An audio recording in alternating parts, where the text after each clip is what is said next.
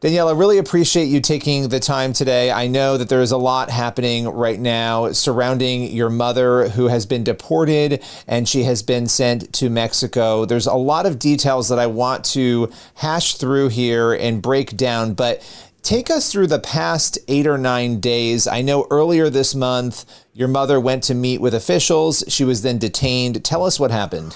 So on June 2nd, we had received a notice that she had to present herself to ICE. This is something that is a routine that we are used to since day one, basically. It was nothing new. It was just kind of strange that they asked her to present herself the next day, because it's usually months in ahead that they tell you, or that they give you at least a few weeks before these appointments come. And so we did find it a little bit strange that they asked her to come in the next day. But we were just, hopeful that everything was going to be okay. They told us it was just to check up on her progress and everything. And on June 3rd, that's when she had went and gone presented herself. And whenever she had came in, that's whenever they had detained her. And they didn't give her any explanation. They didn't give her any reasoning why. We just knew on June 3rd that she had been detained, and she was only allowed one phone call, and they said to keep it very short, and she gave it to my dad, and because my dad had just happened to be outside the parking lot waiting for her as well. And dad had called us. We were trying to do everything because we did have approvals to stay here legally, and they weren't being honored. So let's talk about that, because that is the part of this story that people might not understand. Take us through, the fact that you mentioned just now that this is something that happened every year. They would reach out, but they usually gave a little more advance notice, and they would say, hey, you need to come and present yourself. Your mother, there's actually a tweet, an X message that is out there from Homeland Security. And so they address this because People Magazine and other outlets have been covering this, obviously. And they claimed that there was a final order of removal that was given back in October of 2004. They claim in this message, and I know you've seen this, that your mother failed to show up for the court date. Let's start there, because that's 21 years ago. It sounds like she's been meeting with officials since then. What's your response to that? Just help us understand that piece, and then how maybe she was meeting with them after. Yes. So yes, there was an order of removal in 2004, but this was because she had not presented herself by an error of address change whenever we had transferred from Texas to Florida. They were aware of this address change, and they had still sent it to our previous address. So it was not really in our hands, something we could do in a way. And so whenever we addressed that, they just deferred that order of deportation, and they just said that we had to do another route or something. And so we did other routes. We did the I-246. The I-246 is what we had been applying, and they had given us it every year. And so it's usually a year that you have to constantly be doing it. And so we have been doing it every year, where we present ourselves and they give us another year for that approval. And once my brother turned 21, we had done another petition, which is the alien. I'm so sorry. No, that's okay. This is helpful because you're giving the specifics to help people understand. Because again, most people don't understand this process and how it works. What you're saying, and you can share it if you do have it in front of you in a minute, but that she was presenting herself, your family presenting yourselves every year after that. So once that 2004 issue was cleared up, you were presenting yourselves and she was showing up. So this was not something, and correct me if I'm wrong, where you were living in the shadows somehow and the government was unaware. You were meeting with officials throughout this entire process. Yes. So we were always constantly meeting. And I think a lot of misconception as well is when people hear, oh, she had to present herself to ICE, is that we're doing it the illegal way, which that is not the case at all. Doing it the legal way requires you to present yourself to court every so often, and require you to present a certain amount of paperwork, certain amount of lawyers, and all these things. So I think a lot of misconception is that as well. And we had applied for the alien relative, which is once someone turns 21, as someone that turns 21 in your family. Usually it's a son or a daughter. They can ask for you, and you can get either residency, because you have to get residency first before you get citizenship. So they can help you with those process to get a little bit more quicker. Because in our country as well, we have a wait list of 25 to 30 years just to get a residency. And so a lot of that time, people don't understand that as well, that each country is different. Yes, some people can get it in a year, but others do have to wait 25 to 30 years, depending their country, their birth country. And so we had applied for that, and we got it approved by my brother as well. And so we were very like not living in the shadows at all. We were always presenting ourselves. We were always doing everything necessary, signing whatever document they needed us to sign, filling out whatever document they needed us to fill out. So we were never hiding. We were never doing it the illegal way or never doing it the wrong way. We were always trying to do the right way. Yeah, because well, there's two questions I have, and I guess I'll ask this one first, because you see some of the critics, right? They'll say, well, why didn't she become a citizen? Why didn't she, she had 20 some odd years to do that. Why didn't she do that? Can you, and you just sort of responded to it, but can you respond to that from your perspective to help people understand why that didn't happen during that time? Yes. So every country is kind of different in its own way. For our country, it's a wait list of 25 to 30 years just to get a residency. You have to do the residency first before you even apply for citizenship. And then once you get the residency, you have to wait 5+ years to even apply for citizenship. So it is kind of a process to do all that. And it's a lot of paperwork and it's a lot of money. So if you don't have the money right there in hand, it's going to be a little bit longer.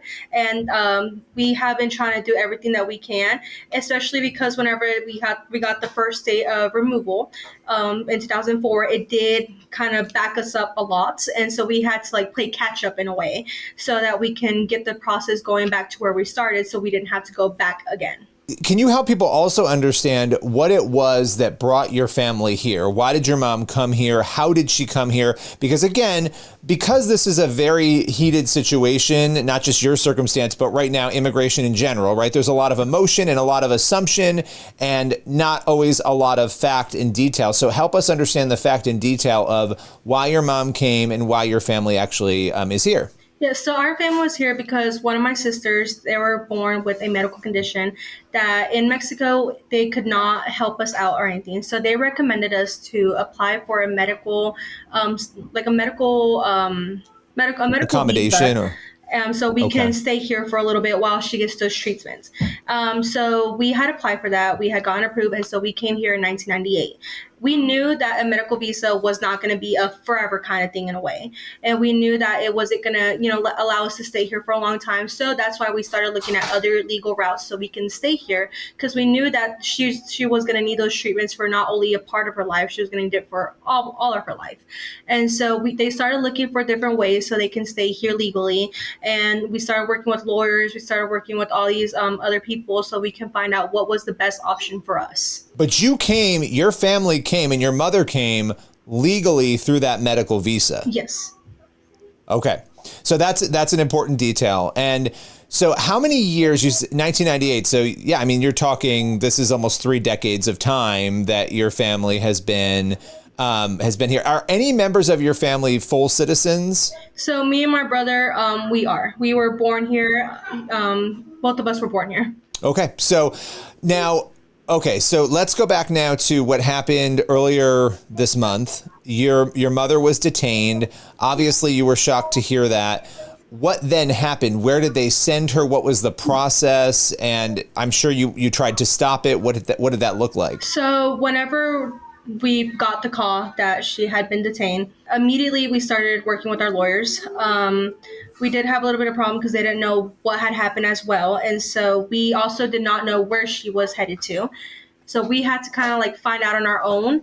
And we're also trying to get medical treatment to her because she does take medications for her, because she has diabetes. So she does take medical treatment for that. And so she had gone to Orlando, and in Orlando, she had a medical scare there where they did not give her medication throughout the medication that she needs. And they kind of deferred the medication part. So she did receive some sort of medical treatment, but it wasn't the correct one that she typically receives. And it wasn't one, it's because she takes daily medication. And instead of letting her take her daily medication, which controls her diabetes, they just waited until it got really bad to the point where they had to do something.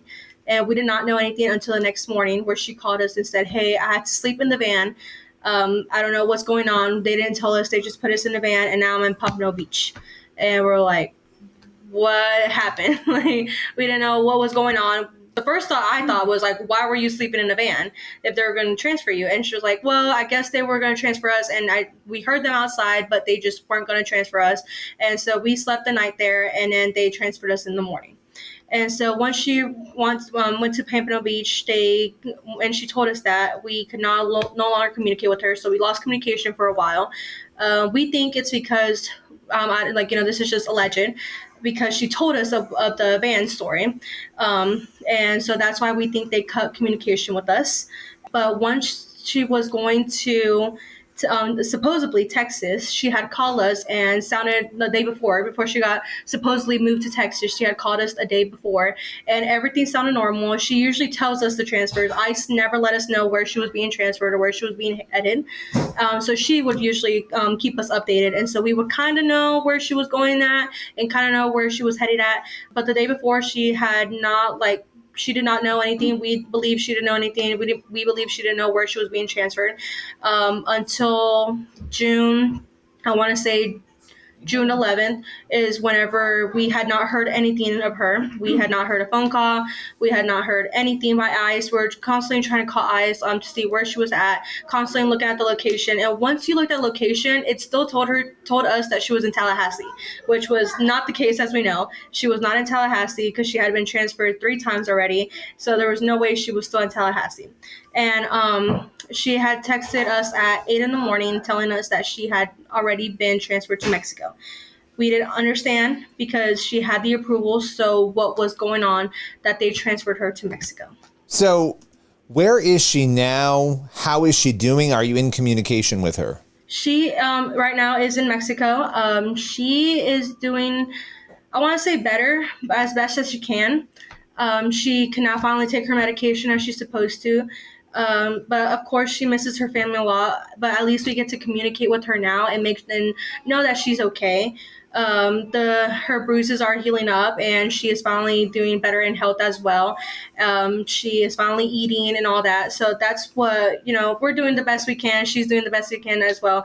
But she definitely... Does she have a place to live? I mean, this is a country she hasn't lived in almost 30 years. So where is she living? So right now she does not have her own place to call home. Right, of course. This has always been her home. Florida has always been her home. And now she's just trying to live with she's trying to live with a friend right now, as far as she can. But right now, we haven't been there for 27 years. So we don't have a house there. We don't have cars there. We don't have anything over there. Well, you never lived there. I mean, you never lived there. You've only lived so right. Because the moment we came to the country with the medical visa, we had sold everything off, thinking that we were either it was going to be temporary or we were going to live there. And so we never imagined that once we started doing things the legal way and getting approvals and all that we would go back because if we knew, they would have given us a head start or something. We would have definitely prepared, but this was definitely like a shock that hit us all. So, okay, one of the big details in this story that has made headlines, obviously, is that your mother is a pastor's wife, that your father is a pastor. Talk a little bit about that, about your dad's, being a pastor, about your family's faith. Help us understand that, because it has, again, developed into a pretty big part of the story. Yes. So whenever we came to Florida, which was where I'm from, I was born, Dad and our family had started going to church regularly, and he had started going to college for Biblical Institute. Is that what it's called? A Biblical Institute in college, so he could get a degree in those fields. He ended up passing and finishing his degree in that field, and they had called us to a town, and Dad said that we had to go. He felt that God was calling him to that place, and so we had traveled over here where we live now, and he has been pastoring for the past 12 years, I want to say 12 years, around roughly there. And so for 12 years, we came to this wonderful, amazing church that we now are my dad's pastor of. And my mom has always been someone who has always helped my dad. They always work together. My dad, if he can't do something, if he can't do the planning, it's always my mom. And so it's always a double job, it's a 2-person job. And Dad, he would do the best he can, but he always needed my mom by his side. They always work together, and any form, anything that was going on in the church, mom and dad would always be there together. And so they have been very faithful and very consistent in the church. No matter what we go through as a church or as a family, they've always been very consistent. And not only the church, but also in us as a family. They always told us, like, we gotta give thanks to God for all that He got us here. And if throughout the bad, throughout the good, whatever it is, in whatever circumstances, that we have to stay faithful to God. And so I'm very grateful, very, very, very grateful for my dad, because he has taught me from day one who God was, who I am, what we need to do, and all this, and not to have hatred, not to have any of these things. So even throughout all of this, I feel like I don't have hatred for nobody. I do not have hatred for nobody at all, because I want to just love everybody else. Like, I want everybody to feel loved. I want everybody to feel that love of God. And same as my dad, he is not a hateful person at all. And same as my mom, they are not hateful people at all. And they just all always loved other people. They're very loving people, as you can see from a lot of people that have not only commented on our post, but have also made videos and headlines and all that for my mom of how loving she is as a person. And you're sharing all this, and people have opinions, they'll say things. What would you say to a person who, maybe they don't know the full story, maybe they're hearing the full story, and they're still walking away saying, well, your mom was here illegally, and you can't be here illegally, and that's that, and, deporting her was, and this is not coming from me, I'm giving you what the critics are going to say, deporting her is what should have happened in this case because she wasn't here legally. What would you say to those people? You have a moment here to speak to them. What would be on your heart? One of the main things that we always, I have rated on my, written it on my statement as well, is what would Jesus do? Are we the ones that are choosing Jesus, or what would Jesus do? Or are we the ones choosing Barabbas? What are we doing? Are we choosing hatred, or are we going to choose love? I'd rather choose love. Also, another thing is educating. Educating yourself in this aspect as well is something that can help you understand so much more. A lot of people just like to read the headlines and be like, oh, she was illegal, let's just give her all this hatred, which is not the case at all. If just educating yourself and reading a little bit more of the story could help out a lot. Well, can I say something? I think that it is an important distinction, no matter where people stand on the issue, because it's complicated. The immigration issue is complicated. There's a difference between coming over the border illegally and breaking the law and coming in on a medical visa, whether it's temporary or not, and, staying longer and if what you're saying checks out, that she was checking in every year, that your family was there doing that, these are different things. So there are people who might have very strong views on immigration reform and feel like coming over the border illegally is completely wrong, but they may support you and your family and your mom 100% because they understand there's a distinction there between, that's why how somebody comes into the country and why they stay, those are factors that do matter to the conversation, right? I mean, they're important matters to the conversation. And at the end of the day, like we always said, this has nothing to do what you believe in, what is happening. This is our story, and we want to reach it out to the people like, hey, this is what's happening right now, because this is the way she was treated was inhumane. It was not, this is happening right now, not only to us, but to a bunch of other people who are doing it the legal way. And this is what's happening right now, even doing it the legal way as you want us to do. So my last question for you, what is happening now? Obviously, you're in a fight right now to try to get your mother home. What does that look like? What are the next steps there for you and your family in that quest? So right now, it's just keep spreading awareness about what's going on, so hopefully we can reach the right people. Continue working with our lawyers right now. We're still working with them right now. We can't speak a whole lot on the case right now, but we are continually working with our lawyers and just spreading awareness about what's going on right now. Well, I appreciate you joining me and taking the time. I know it's not easy, in a very heated conversation, national conversation, to be speaking out. And so no matter where people stand, I think they can appreciate and understand that. And I thank you for taking the time to join us today. Thank you.